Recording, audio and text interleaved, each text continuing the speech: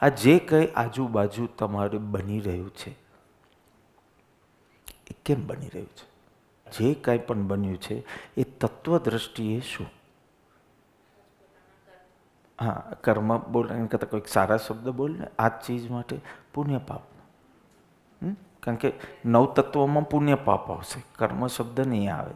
કે પુણ્ય પાપ, જીવ અજીવ શીખવાડીને પછી તરત પુણ્ય પાપ શીખવાડ્યું કે આ જે કંઈ બન્યું છે પુણ્ય, આ ભૂલી ગયો એટલે તું નહોતી આવી. એક્ઝામ્પલ આપો છો કે આને યાદ કરાવ્યું એટલે તું આવી છે, તો તું આના ઉપર રાગ કરશે કે આના ઉપર દ્વેષ કરશે? તત્વની નિશંકતા જો વર્તતી હોય તો જે કંઈ બની રહ્યું છે એ મારા પ્રારબ્ધ અનુસાર, નવ તત્વની ભાષામાં બોલવું હોય તો પુણ્ય પાપ અનુસાર. હવે આટલો જ નિર્ણય થયો હોય તો પણ વ્યવહાર દ્રષ્ટિથી you will have to plan. But તત્વની નિશંકતા હોવાના કારણે you will always stay relaxed.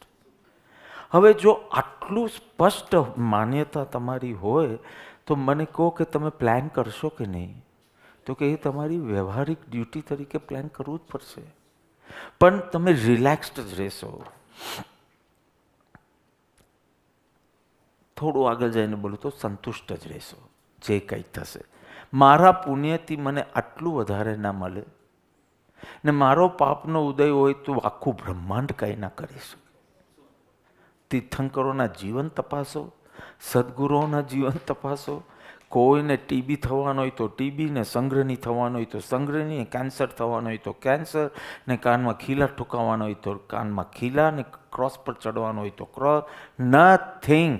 હજારો ભક્તો હતા. તમે જ ભક્તિ કરો છો એમ નથી, પૂર્વે પણ હજારો. અરે કેટલા બધા દેવો તો બર્થડે પાર્ટીમાં આવ્યા હતા પ્રભુના, મેરુ પર્વત પર. વેન્યુ બી જુઓ કેવું, અને છતાં ઉપસર્ગ વખતે કોઈ નહીં. આટલી વાત સ્પષ્ટ છે તો પણ કેમ આપને કોઈના માટે ગુસ્સો આવે છે? કોઈના માટે આ મારો છે, એને મારું કામ કરી લીધું, એવો કેમ ભાવ આવે છે? વાત એકદમ સ્પષ્ટ છે. તો બે ચીજ નહીં થાય ને બે ચીજ થશે. જો તમે પુણ્ય પાપ તત્વ સમજ્યા હોય તો એકેડેમિકલી નહીં, શ્રદ્ધાનમાં. એમ તો મને 5 વર્ષની ઉંમર મેં બધી ગણાવી દીધેલી, પુણ્ય પ્રકૃતિ કેટલી, પાપ પ્રકૃતિ કેટલી, 158માં કેટલી પુણ્ય અને પાપ ને આ બધું. એ એકેડેમિકલી નહીં, શ્રદ્ધાનમાં. બે ચીજ નહીં થાય, ચિંતા, ફિકર, ફરિયાદ, જે કંઈ બોલવું હોય. અને બે ચીજ થશે, રિલેક્સ્ડ.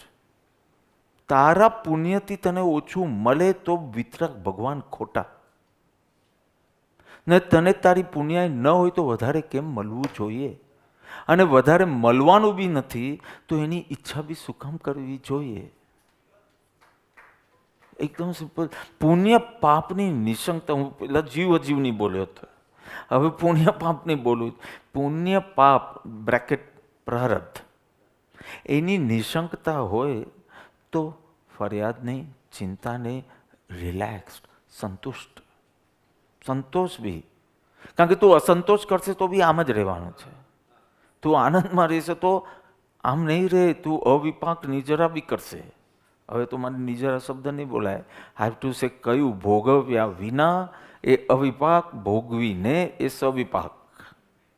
એટલે અમુક ભોગવીને, અને અમુક તો એ ઉલ્લાસમાં જે નિજરા થાય છે એ હજી ભોગવાનો પ્રસંગ બને એની પહેલાં તો ખરી ગયું આત્મપ્રદેશો પરથી. બહુ વર્ષો પહેલાં જો તમને યાદ હોય, મેં એક હરણીનું દ્રષ્ટાંત આપ્યું. તમને યાદ ન હોય તો એકવાર ફાસ્ટ બોલી દઉં. હરણી છે, ગર્ભવતી છે, પ્રસવનો એકદમ સમય, એકદમ જાણે હવે એની મોમેન્ટ પ્રસવ થશે, ડિલિવરી થશે.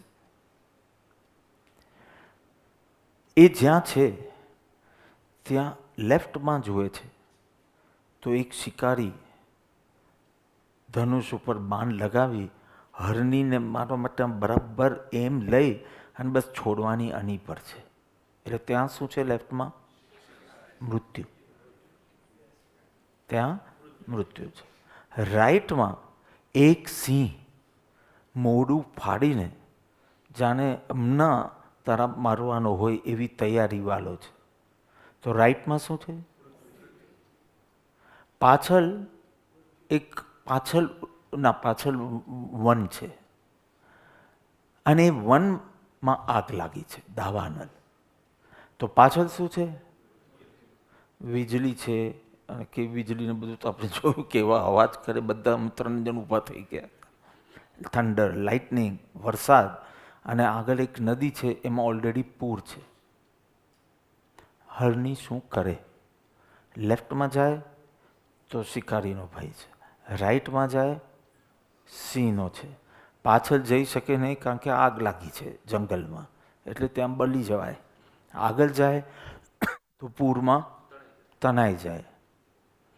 તમને તો આવો કોઈ ઉદય જ નથી આવ્યો. 4 દિશામાં પાપનો ઉદય તમને જોયો? તમે કોઈ બી તમારા સંકટ, ચેલેન્જિંગ સિચ્યુએશન બોલો, હું એમાં પુણ્યોદય બતાવીશ તમને. તો આવું 4 બાજુ પાપનો ઉદય હોય એવું ધર્મેશભાઈને મળ્યું છે?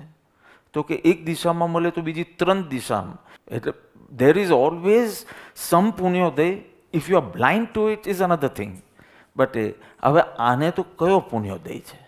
એને એક ચીજ નક્કી કરી એ હરણીએ, હું મારા વર્તમાન પુરુષાર્થ ઉપર ધ્યાન આપું, અહીંયા જ બેસીને ડિલિવરી કરું, પછી જે થવાનું હોય તે થાય. પેલો શિકારીનું બાણ લાગીને મરે, કે સિંહની તરાપથી મરું, કે કાંઈ આગથી મરું, કે પાણીથી મરું, કે જે પણ હવે મારી પાસે કોઈ ઉપાય નથી. હું મારા વર્તમાન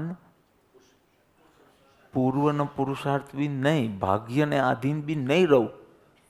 હું મારા વર્તમાન પુરુષાર્થને આધીન રહીશ અને એકદમ રિલેક્સ થઈને એને ડિલિવરી કરી. But she doesn't know what is going to happen next moment. એટલી વારમાં વીજળી પડી શિકારી ઉપર. એટલે એનું જે એમ હતું તે જરાક ચૂકાયું.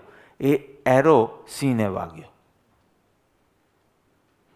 શિકારી મરી ગયો અને એને જ બાણ છોડ્યું એ લાગ્યું સિંહને. સિંહ મરી ગયો.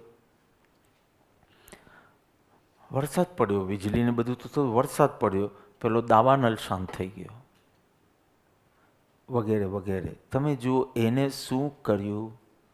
એના રિલેક્સ થઈને વર્તમાન પુરુષાર્થ ઉપર ધ્યાન આપ્યું તો એના પ્રારબ્ધમાં જે બનવાનું હતું તે બન્યું. એટલે તમે ચિંતા બી કરી હોત કે આમ થઈ જાય તો તેમ, કશું થયું નહીં. તમે વર્તમાનમાં જ આવ્યા કરશો. મને આજે મારે શું કરવાનું એટલું કહી દો. મારી શું ફરજ છે એ મને સમજાવો.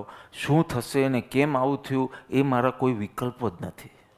મને પુણ્ય પાપ તત્વનો પૂરો ભરોસો છે અને એનાથી વધારે મારો ભગવાન ઉપર ભરોસો છે. પણ ભગવાનનો ભરોસો છે એટલે મારી ઈચ્છિત સમયે થાય એવો ભરોસો નથી મને.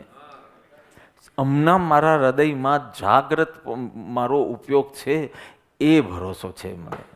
એમના વચનો મને મદદ કરી રહ્યા છે એ ભરોસો છે મને. હું મારું વર્તમાન પુરુષાર્થ ઉપર જ ફોકસ કરું ને ભવિષ્યનો વિકલ્પ શું કામ કરું?